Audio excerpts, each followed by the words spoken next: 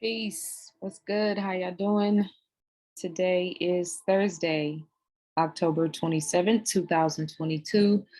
I pray that this message reaches you all in the best of health, spirit, and mind. I'm doing very well.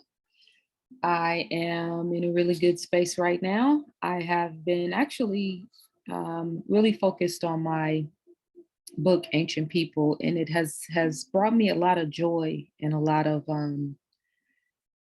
just put me in a really good space, mentally and energetically when I'm working on it. And it just kind of reiterates the point that I'm going to make in this video and that I've been making a lot as of late, that our desires is how God or the creator communicates through us, which is a perfect example of my experience with the kind of the zone that I go in with when I'm writing. And then also that we're here to create, and that when we find a lane or a niche or a specific passion that speaks to us on a deeper, beyond just the surface level, I can do this to make money, or I can do this because it'll, you know, provide benefit in third dimensional reality, which is important. Of course, I'm not trying to minimize that, but my experience, I haven't even produced the book yet. Like, it's not making me any money right now, right? I'm purely in the creative state of mind and have sort of relinquished the pressures of everything else in life. Because most of the time when people write books, they stop living, or at least turn everything off in order to turn the writer on and to be able to go into a zone.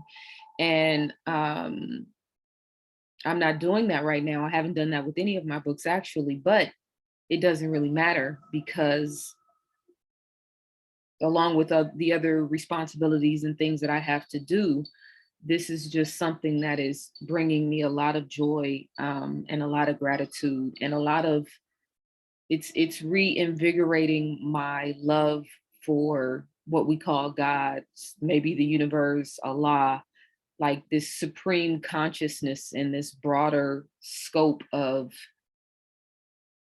divinity. And I feel super blessed to have the skill set and the talents that I have. And sometimes I have to stop and marvel at myself, which I rarely do. And so I just realized that I left the Ask Me Anything. When I was creating this video, I left I was supposed to change the subject to, let me see, where's my subject? Oh, that just totally threw me off. But I'm on a roll, so I can't stop. We're just gonna, I'll change the main flyer. But let me remind myself of what my subject is. Oh, that just threw me off. Struggle is a consciousness. That's our title for today. So never mind the Ask Me Anything live text on the screen. That was totally sometimes I feel inspired and I just want to not overthink, because I have a tendency to overthink. Like I'll have a subject in my head and then it's like, okay, let me build this subject so it can make the most sense and resonate the most. And that's cool. But sometimes I also value and appreciate the response I get, of course, but also the resonance that it has within me when I just kind of sit down and just go with the flow. So this is a go with the flow conversation that was inspired by a couple of different things that I read that I'm going to share with you guys. But I just wanted to kind of start out with that, my current and recent experience in terms of going back and really pouring myself into something that I really truly love. I've always been a very big, adamant lover of history. And so for me to be like, right now, I'm working on the Hatshepsut section of the book. And for me to be, it's almost like channeling her energy. Because this is something I always wanted to do. She's someone that I've always resonated with on a very deep level, not like, you know, like soul tribe type level, So for me now, in this space that I'm in, the space of consciousness, because I could have written a big book 10 years ago and it wouldn't have been the same thing.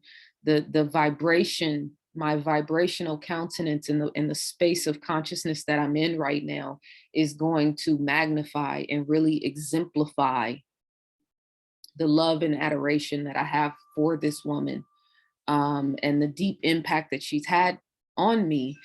That frequency and that intention is going to be magnified through the production of the book and how it's received. So I'm really excited about that.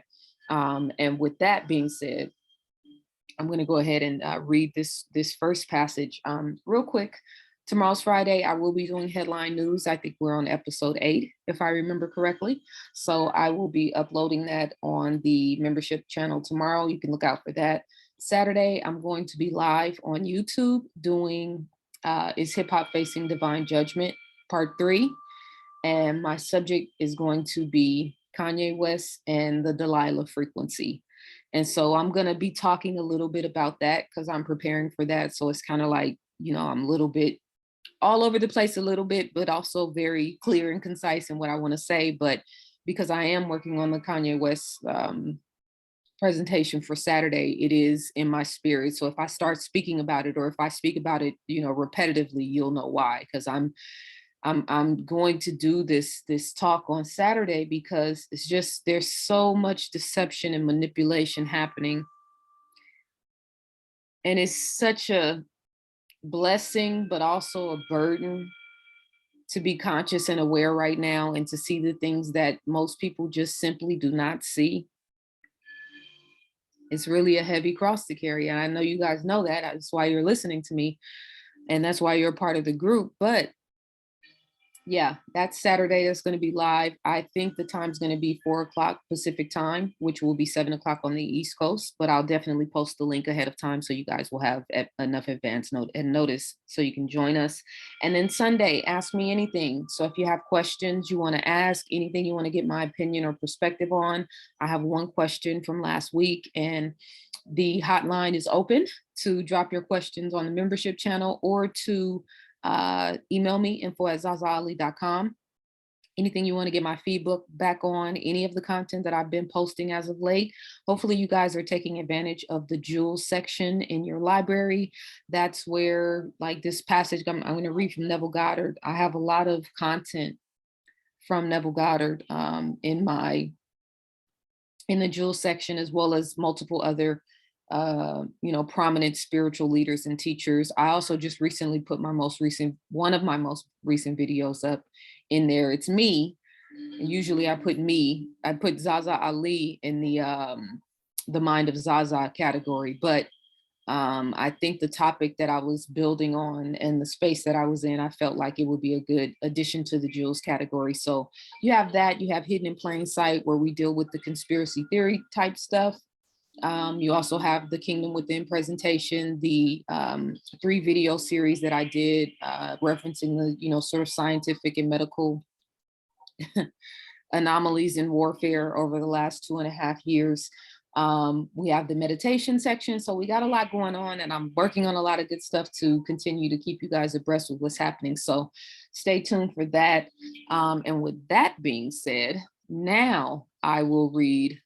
I was listening to Neville Goddard earlier today, as I frequently do, and he has a book called The Complete Reader on Audible, and it's basically a culmination of all of his books. And so when I put some of the clips that I have in the jewels section from Neville Goddard are from this particular book, but it's multiple books that he, produced over the years. So I was listening to him, and initially I was going to just play the video and let you guys hear it the way I heard it from the audiobook. But I know sometimes when I play things on my end, it sounds great, but then it doesn't come through clear. So I just transcribed this particular part of the book, because what he was saying was really inspiring multiple different, when I start having thoughts in my head, that's how you know you're listening to truth, when it resonates in your spirit, and then it makes you start thinking and being conscientious of something, and being aware, like thoughts producing thoughts, and then producing energy, and then producing ideas and consciousness, etc. That's how you know when you're listening to truth.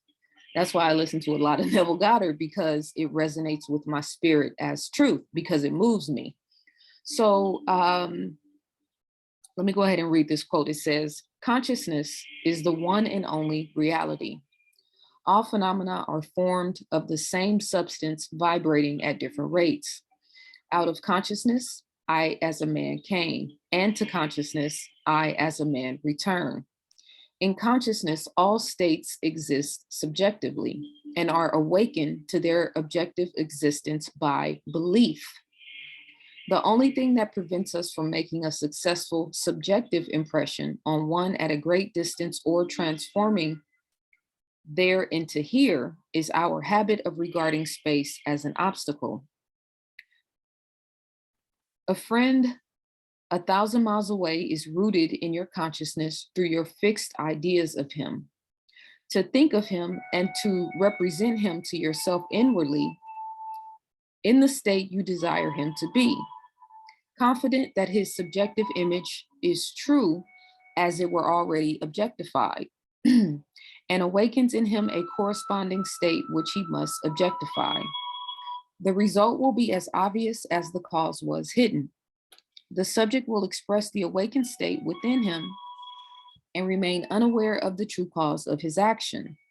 Your illusion of free will is but ignorance of the cause which makes you act. Prayers depend on your attitude of mind for success and not upon the attitude of the subject.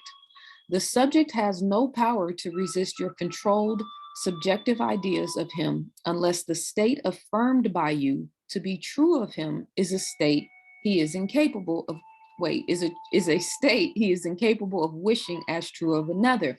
That is so profound, but I'm just going to read the whole quote and I'm going to go back through and kind of highlight a couple of different sections. In that case, it returns to you, the sender, and will realize itself in you.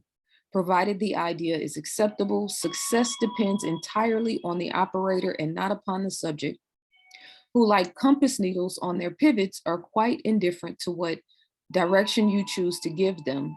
If your fixed idea is subjectively accepted by the one toward whom it is directed, it rebounds to you from when it came." Now, I'm going to have to contextualize this because obviously I took a 5-minute clip out of a chapter that was being read. And so the context for this had already obviously been, clear to me when reading. It may not have come across as clear when I'm reading it, but I'm gonna break it down now. This is so important because he's talking about whatever it is that we expect in life,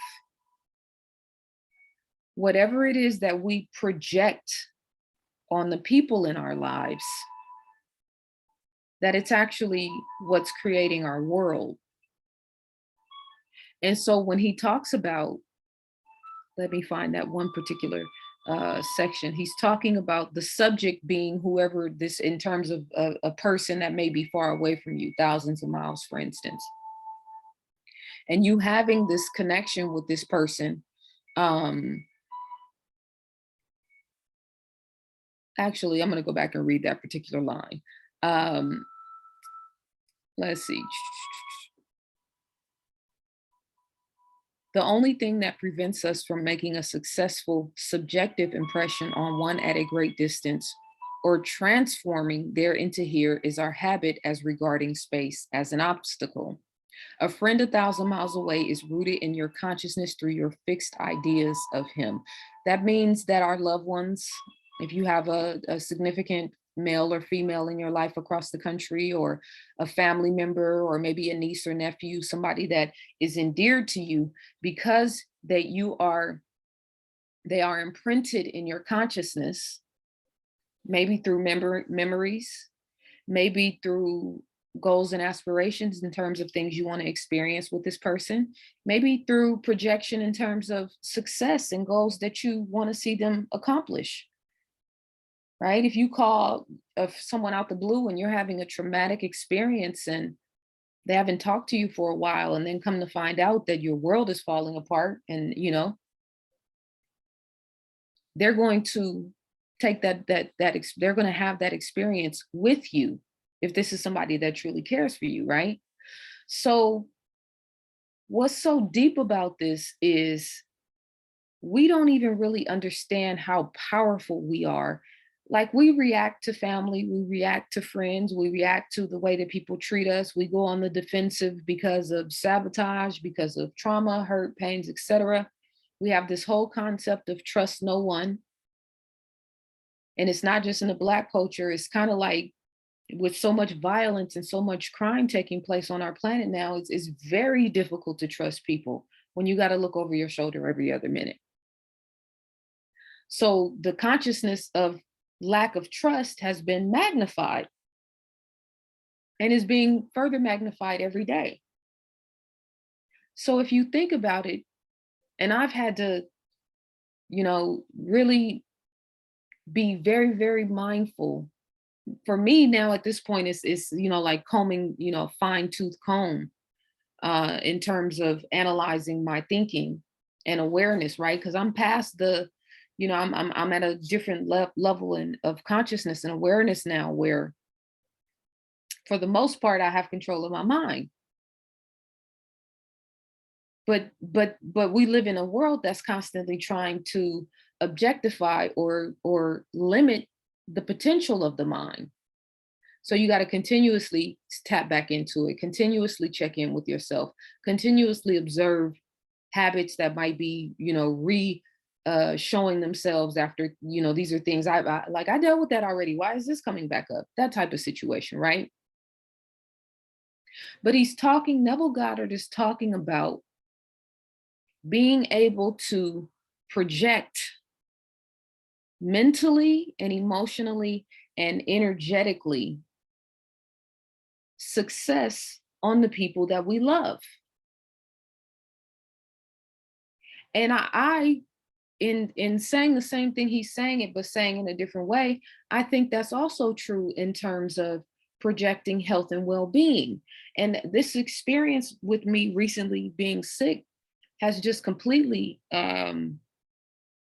magnified that. And it's almost like God, like, oh, okay, you out here talking that shit, show and prove, excuse my language. But when I was speaking in New York and Atlanta, I was talking about having the ability to, even if you are amongst people who are sick, even if you are amongst people who are compromised because they took the Jim Jones juice, being able to radiate and resonate a frequency so high that you can begin the healing process in their bodies just by coming in contact with them. Not heal them, because I think that's too much obligation for somebody else outside of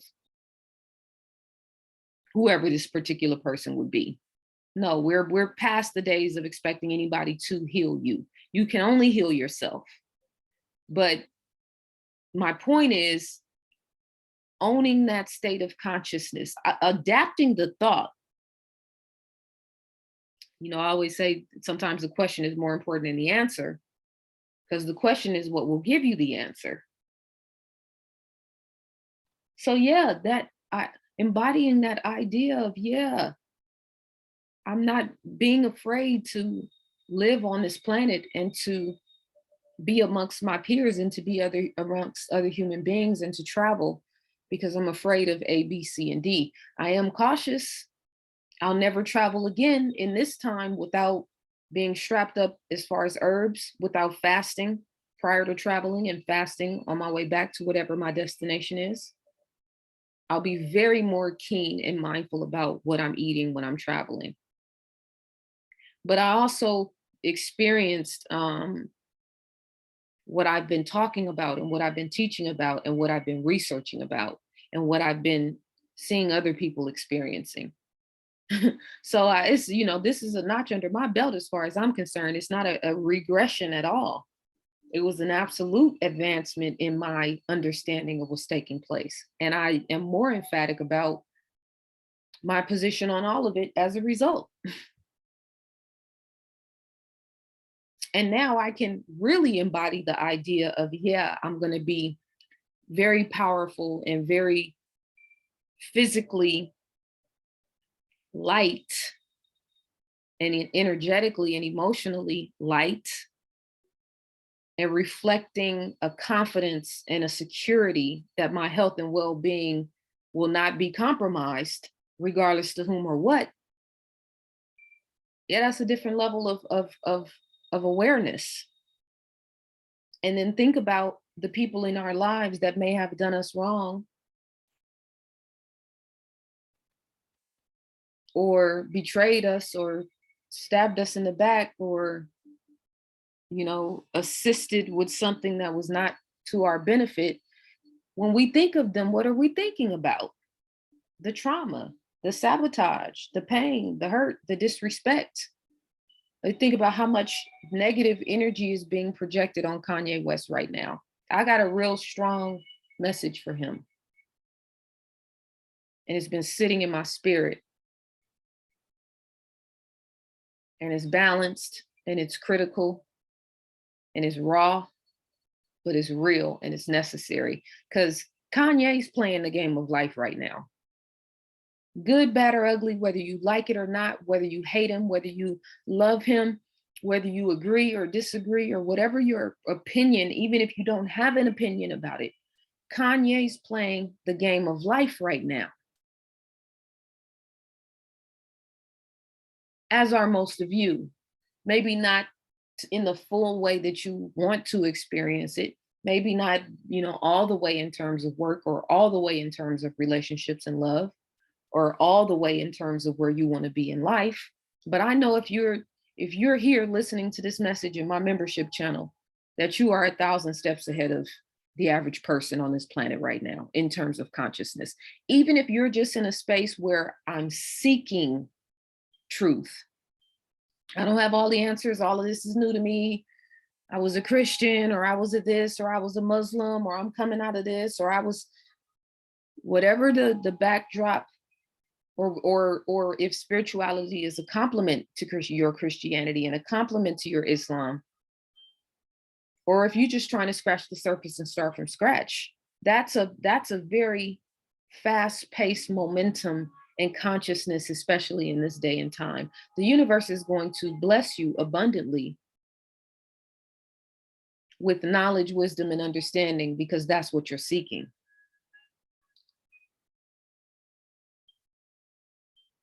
So make no mistakes about it. Whatever's happening in your world, in your personal world, in the universe that is you came to play in the big leagues. I damn sure came to play in the big leagues. There is no doubt in my mind, like, yeah, nah, standing on the sidelines is just not going to be an option for me. I won't be one of those spiritual teachers that are, spend 30 or 40 years in the mountainsides of Tibet and mastering, levitating and tapping into the deeper, aspects of the mind. And there's nothing wrong with that. And there's no right or wrong way. It's depending on the soul's trajectory. But I came here to play ball. And I'm on the field. And I'm not running from it. And I'm not hiding from myself. And I'm not hiding from truth. And I'm not hiding from darkness. No, we looking at it with a mirror. That's why you're here. So you came to play in the big leagues. And you should congratulate yourself. You should honor yourself. You should respect yourself. And if you're having a difficult day or a difficult time, that's something you need to remind yourself of. Because we're experiencing a mass psychosis and a mass manipulation and a mass deception unlike anything the world has seen. And so with understanding that we live in a mental universe, this is why what Neville Goddard is saying is so critical. Consciousness is the one and only reality, in spite of what you're seeing. As a matter of fact, what you're seeing is proving that consciousness is the one and only reality. And that what we're thinking on and what we're focusing is actually what's creating and building the world that we're seeing. How long have Black people in America been vibrating the victim-based consciousness? That's not a judgment. That's not a critique. That's not a minimizing of what we've been doing. That's just a fact. And of course, holding white people accountable, of course, holding the powers that be accountable, of course, holding the devil accountable 100%. But don't we have to be equally as accountable? It's like this conversation about who are the real Jews. Oh, okay, if we are the real Jews, then don't we have a bigger responsibility?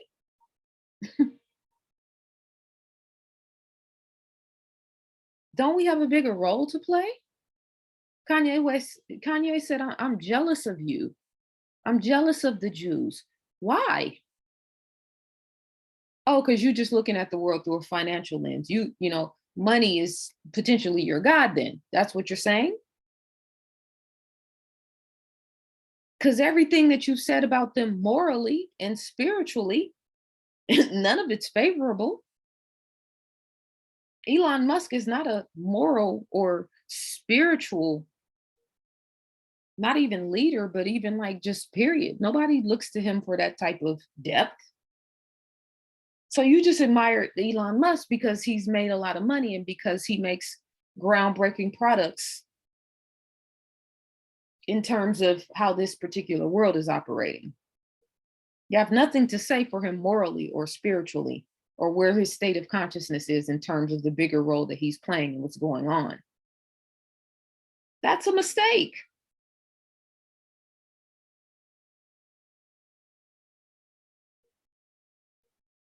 I posted a short video clip, and I've put this video clip, different variations of the same study from the Japanese brother. I know his name, but anytime I try to say it without looking at it, I butcher it. But the brother who talked about the impact of water and the intentions and how we speak to and over water.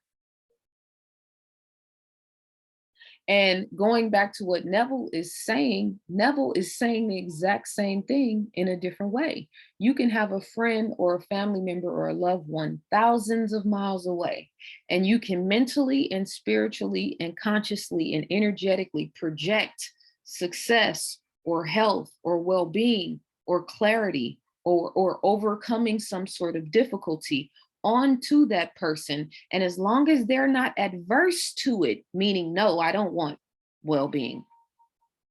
No, I don't want goodness to come into my life. As long as they are open and receptive to the frequency,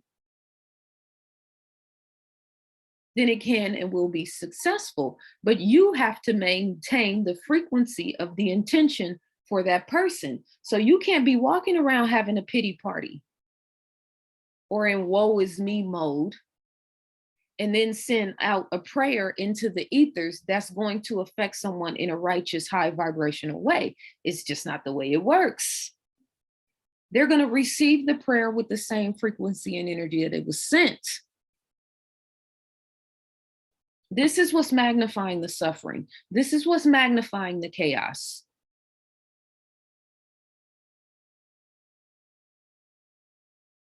This post that I'm getting ready to read in a second, where she says,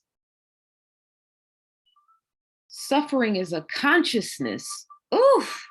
Before I even read her description, and I'm going to read all of it. But when I saw that, it just hit me like, and it's a variation of, if I say lack-based consciousness or love-based frequency or the whole frequency or concubine consciousness or all these different things. So it's a variation of saying that same thing, but still just to see it in writing, like, yeah, suffering is a consciousness, not just a state of mind, not just a situation, but a consciousness. So what happens when a very small number of very evil and wicked people with very strong focus and intention and finances and resources project through Hollywood, project through science, project through medicine, project through every aspect, education, prison industrial complex, psychology, mental health, economics, business, finances, every aspect of the world is projecting you towards limitations. And it's only a small group of people that are actually in charge of steering this ship. But because the people believe it, I had to emphasize that it, because the people believed COVID was real. They believed that the vaccine was going to help them. I was reading the situation in New York where now the CDC has New York, they rehired all those workers who were fired for not taking the shot, but then they also are back paying them for the time that they missed. And so in one of the posts, it just said so blatantly, the unvaccinated workers get to go back to their job and they get to get a $40,000 stipend. And then it said the argument that the judge stated as a reason for the outcome was that COVID does not and has never been proven to immunize against COVID-19. The vaccine has never been proven and does not immunize against COVID-19. And everybody's just sort of skipping to my loo like, oh, okay, no big deal, good for them. Like, what?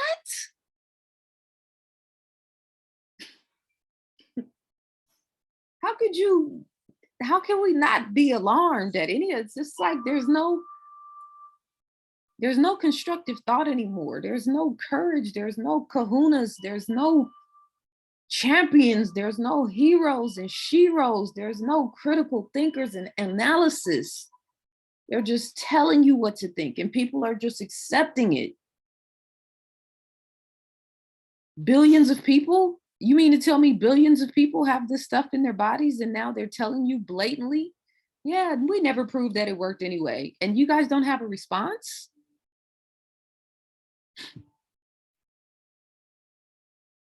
Well, what did you put in me then? Anyway, more on that later. So looking at the water situation and playing classical music, Beethoven and a couple of other artists crystallizing the water and making it turn into sacred geometry opposed to listening to rock music and it disintegrating and looking muddied and damaged and borderline moldy. And so I asked the question on my post, and this is something that I'm going to be talking about on Saturday. What do we think hip hop would do to the water? Rap music. Money, hoes, and clothes. How would the water respond to that? How are our bodies responding to that? Going back to projecting consciousness. So we've got all these artists now that are projecting into the minds and hearts of millions, dare I say billions of people. Well, what are they projecting? Is it love?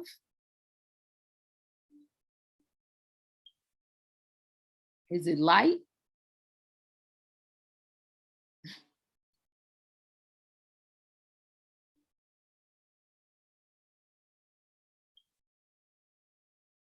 I think about the scene in Boys in the Hood when little Doughboy was standing outside and he heard his mother talking. And she was telling him that you ain't gonna be shit and your daddy wasn't shit and you ain't, that whole thing, the dysfunctional aspect of our culture that was pretty much highlighted in the scene. And it could be to that extreme, a doughboy situation, or it could be a wealthy, white family who has, live in Martha's Vineyard with children that want to be chefs or artists instead of, bankers or go into the family business. And so that long-standing projection of you're never going to be good enough, that's not good enough for this family. Like those are two extreme different circumstances, but it's pretty much the same frequency.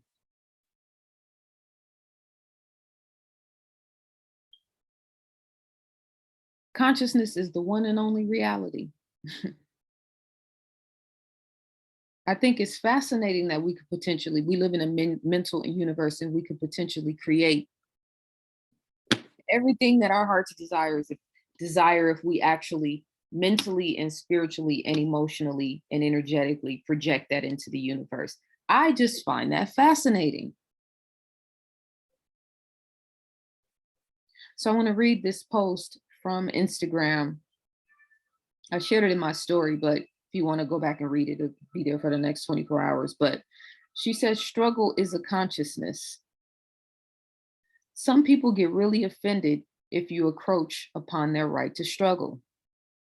We can become very attached and conditioned to the struggle, complacent even. We expect it, and so it is. The consciousness of struggle is ending and available to you if you choose it. As this feminine energy envelops us, we recognize and understand that feminine energy doesn't consist of struggle. There is no grind. There is no efforting. There is no struggle. There is simply the receiving of the things that we are focused on and going with the flow until that receiving occurs. We no longer sit and stew in our morass of complex and negative emotions, but we shift our energy into a place of receiving and perhaps even not yet. Abundance has a feminine energy, thank God, and we can expect more of that abundance in all forms to show up as we trust that the universe has our back and that we are capable of creating the life of our dreams and desires. She said, we've been talking about doing versus being, and we've been talking about spiritual warfare, and we've been talking about sharpening the armor of God around us, right? There is no grind. There is no efforting. There is no struggle. There is simply the receiving of the things that we are focused on and going with the flow until that receiving occurs. Imagine if it really is that simple. Because we're talking about imagination. Neville Goddard is talking about imagination. I'm definitely talking about imagination. Consciousness creates reality. I've been saying that for 10 years now.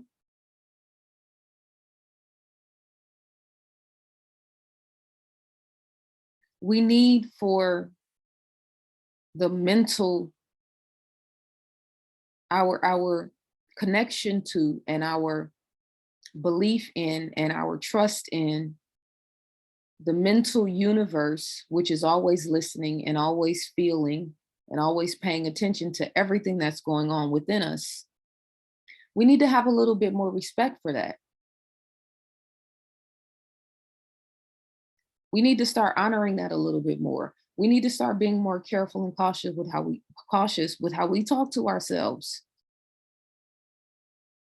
I've had consultations with clients,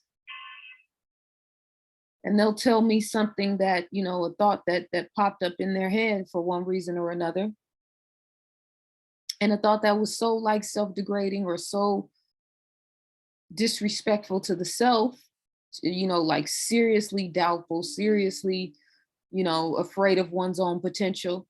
And I would be like, you would never say that to your child. You'd fight somebody if they said that to your child. And I'm going to need you to stop talking to my client like that, or me and you are going to have some problems. Now I'm talking to the lower self in protection of the higher self within you. You need to cut that out. And you need to take a posture within yourself that anything that you say or do, or anybody that's around you that tries to say anything or do anything that is against your personal well-being,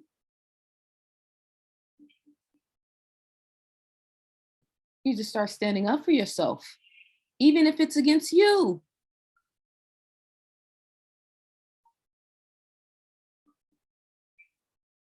So the flip side of this whole thing about what Neville's talking about in terms of projecting towards the ones that we love, most of the time the projection is negative and is in lack-based consciousness, because we've all kind of been steamed in this soup of the collective consciousness. So obviously it's going to affect us through our families and through this life experience.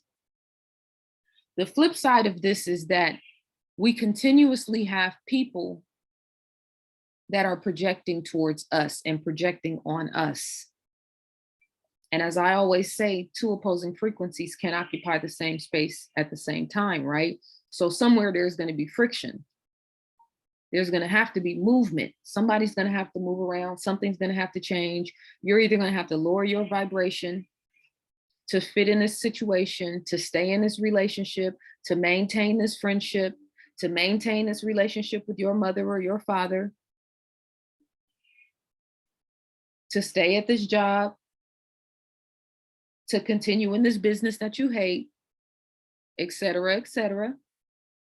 You're either going to have to maintain this frequency with this person, place, or thing, or something's going to give. Business might get shut down, some random incident that seems like it just came out of nowhere, or the other person ends up leaving, or the other person ends up sabotaging the relationship with cheating, or you both just kind of come to a meeting and a consensus to live a mediocre life. Mediocre in terms of we're playing it safe. And we're going to stay together because it's more comfortable to be together than to separate, which is where a lot of our relationships are, or tethered to some sort of dysfunction. And of course, there's exceptions to all of these rules, but I'm making a point about most of our relationships have been created based on the struggle consciousness. Think about the whole wedding, of people going broke for weddings, and then money becoming an issue later on in the relationship is why they end up separating. Or now we have a thing where people just want to, trend on hashtags and not really searching for or seeking love through their authentic self, and just settling for relationships that are based in the physical and in the comfort of having someone and, splitting the bills 50-50, et cetera.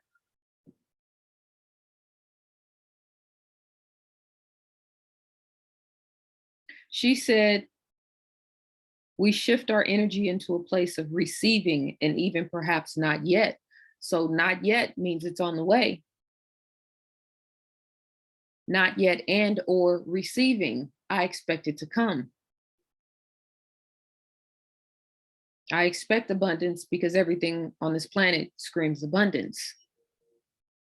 I expect love because love is the highest frequency. That's why we're here.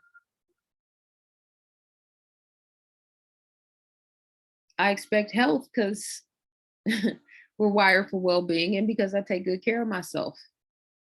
And again, and at this point, the quantum projection, because the download for me from getting sick, the quantum projection through that experience is like, yeah, I've got to mentally and spiritually and energetically cultivate the frequency and own the frequency of wherever I go, I'm bringing health and well-being with me. And I won't be a prisoner on my planet, and I won't live in fear. And I won't be scared to travel, and I won't be scared to move around, and I won't be scared to be around the people that I love. I will be cautious though. There will be no sexual relationships with someone who has taken the needle and has made no attempts to find out what it really is and to detox it out of the body. It's too late in the game for that. You got to at least be seeking what it is that you want for your body. Everything we're talking about is, consciousness being the only one and only reality. Okay, well, if you go with the flow, then that's your reality. If you create the flow, that's a different reality. Okay, yeah, I got it in my body, but I'm about to get it out. I don't have the answer yet, but it's coming. And speaking life into your cells, and life into your brain, and life into your thought process, and life into your heart, and praising yourself for Like I said, you came to play in the big leagues. Yep. If you were here with me, I know it's true. Got to have courage and convictions that go beyond just money. Kanye West. Why would we, the people of God, be jealous of another people purely based on financial means that we all agree that they've gotten from some very subversive and evil and deceptive and manipulative ways? Why should anyone be jealous of that? I beg your pardon. We've got to reestablish some real strong moral codes, some real strong spiritual codes, some mental codes, the way we think about ourselves, the way we talk to ourselves, the way we treat ourselves. Most of it is unacceptable.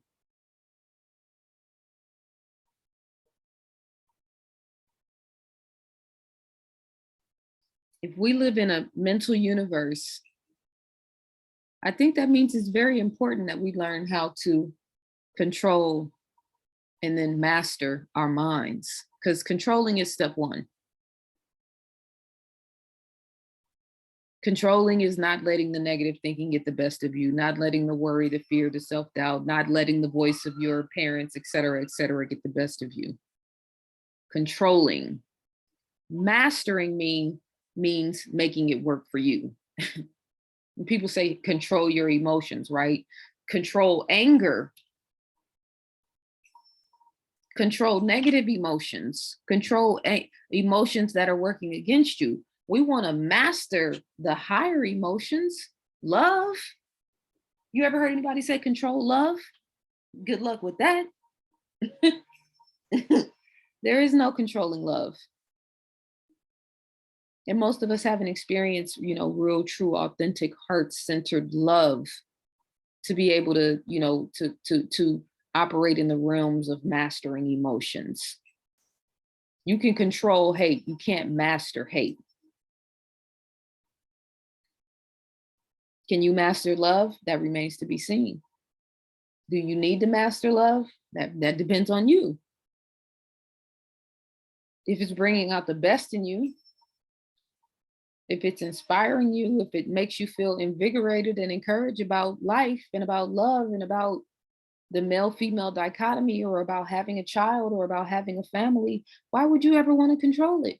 Just let it flow.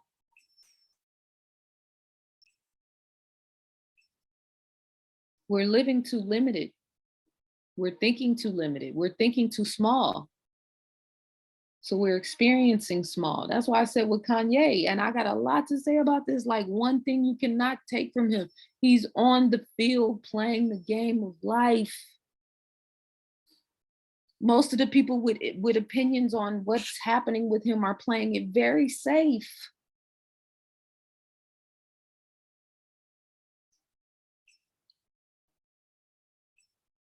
The struggle is a consciousness where I don't want to be,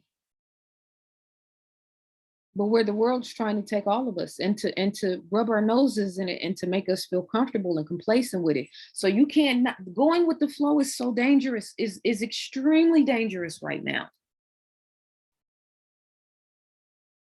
Because where's the flow trying to take you?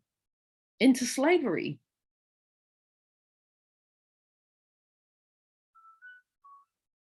Into sickness. Into being a follower, an automaton without a brain and a mouthpiece, or a concubine, or a twerk professional, et cetera, et cetera.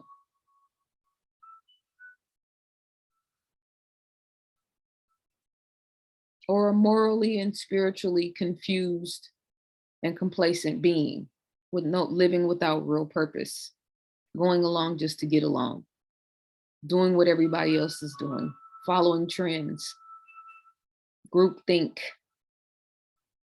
no creativity, no edge, no uniqueness. That's not where God is. So maybe we can all challenge ourselves with an experiment and choose someone in our families or someone that's connected to us or close to us that we have strong ties with, that we may be headed in one direction in terms of how we think about them. Oh, she's always shady, or, maybe a sister or auntie or somebody you need to connect with, but you haven't for whatever reasons. Maybe you can do an experiment in yourself and start to think loving thoughts of that person and start to project success and project happy feelings and project loving, righteous energy, and just project the best towards them and then let it go without rehashing the past or reiterating the problem or re-emphasizing what they did and how they did it, et cetera, et cetera. Maybe we can just practice letting that go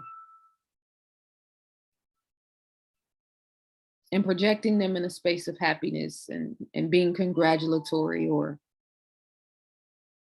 well-being, wellness, health, abundance, all that good stuff. Why don't we experiment it and give it a try? And the interesting dichotomy of this, as Neville says in the last sentence, he says, if your fixed idea is subjectively accepted, meaning if your intention for that person that you have in your mind is accepted by them, their subconscious mind, maybe not even directly, like you guys had a conversation and they were like, okay, yes, bet this is what we're doing. No, if they're open to receiving the love or the intention or the positive goal or aspiration that you have for them, because that's the love frequency.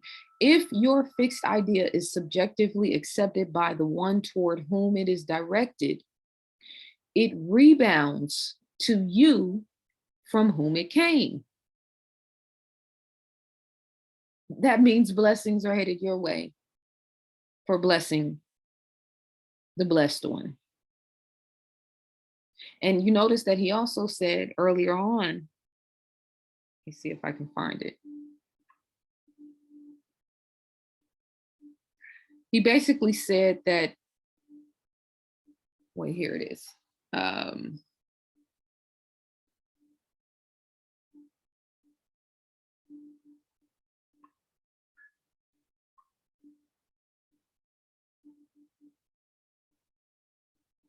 He says the subject has no power to resist your controlled subjective ideas of him unless the state affirmed by you to be true of him is a state he is incapable. That means if he's incapable of love and you're projecting that he finds the love of his life and marries and ends up happily ever after, that's going to be that he's not going to be able to maintain and align with that frequency. But if he's open to it, if he internally, outwardly, or internally seeks love, you will be successful. So it's all energy and it's all frequency and it's all consciousness and it's intention. Do you intend to live well? Do you intend to have a healthy, vibrant life? Do you intend to be of service of the world? Do you intend to be a beacon of light everywhere you go? Do you intend to leave a lasting impression as you go through the ins and outs of life? Do you intend to leave this world better than where it was where you came? I do. It matters. It matters what you're thinking. It matters what you're feeling. It matters what you're going through. It matters where you are. I don't care if you got a family of 1,000 or if you're thugging it out by yourself. The universe values you and counts you the same way it values and counts all of these souls on this planet. And I'm saying that recognizing that all of the people on this planet don't have souls. So if you're walking in the light and standing in the light and standing in truth, then yeah, I'm talking to you, regardless of personal circumstances. So I think I've made my point, whatever my point was. Struggle is a consciousness. And I think Oracle of Your Soul is the page where I shared that from. And I really appreciate the emphasis of the divine feminine, because it's time for the divine feminine to stand up.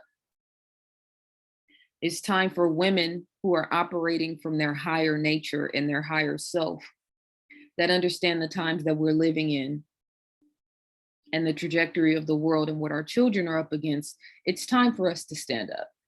It's also time for men who are balanced in their divine feminine, who are working towards mastering their emotional self. Your emotional self is just important as the physical self, the mental self, and the spiritual self. And learning how to practice the concepts of being versus doing, which is what she talked about in her message. That's a feminine trait to be able to receive. That's a feminine trait to just stand, to mentally project and have faith on what it is that you want. And then instead of bustling out into the world and trying to make it happen, expecting it to happen because it's your birthright. I'm not saying that doesn't negate working, that doesn't negate having jobs and businesses. And but this is we're talking about spiritual concepts of abundance and living life at a higher capacity. You see on my screen, I don't know if you guys are watching, but this little notification keeps popping up saying my anyway, that doesn't matter. I think I've made my point. Sending you guys love. I hope you are well. I hope your Thursday is going well. And I will be back with you guys tomorrow doing the headline news episode 8. And then I will be live on Facebook on YouTube on Saturday doing Is Hip Hop Facing Divine Judgment Part 3. And then on Sunday, ask me anything. So if you guys have questions, make sure you send them to me. Try to send them to me a day before so I can be prepared the day of. And I'll see you guys soon. Peace and love.